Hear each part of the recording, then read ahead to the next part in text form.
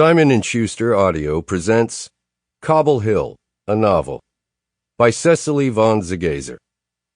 Read by Pete Simonelli.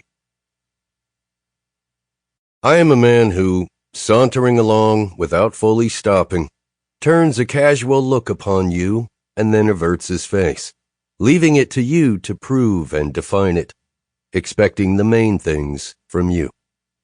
Walt Whitman, Leaves of Grass. 1 year ago. Did you see? People all down the block waiting for the doors to open. There won't be enough chairs. Roy Clark squirmed uncomfortably.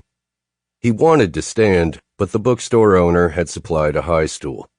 I'd better not keep them here for too long, then. Just a quick reading, sign a few books, and home. They're here for you. Wendy Clark, his wife, had already helped herself to the free Prosecco. Don't be in such a rush. They're our new neighbors. We're all going to be great friends. Roy unbuttoned his cuffs, rolled up his sleeves, then rolled them down again. While he appreciated Wendy's cheerful optimism, he wondered why he'd ever agreed to this. On their first stroll to familiarize themselves with their new neighborhood, Wendy had noticed a sign on a scaffolded Smith Street storefront that read, Smith Corner Books, 2 weeks till opening day. Without hesitation, she'd stepped around the construction debris and gone inside to introduce herself.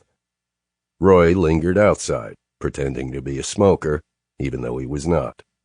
The next day, Wendy forwarded him an email from Jefferson, the bookstore's owner, with the subject, Roy Clark reading confirmed for opening day. The body of the email was all lavish praise and buttering up. Never in Jefferson's wildest imaginings could he ever have hoped for the Roy Clark to open his store.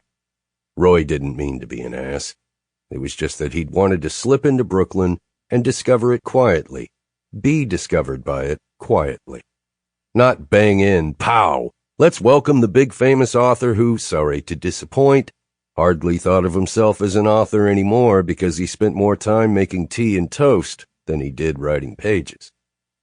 Shy Clark, Roy and Wendy's youngest daughter, age 15, contemplated pretending she'd just gotten her period. She was nervous about starting at her new American school later that week.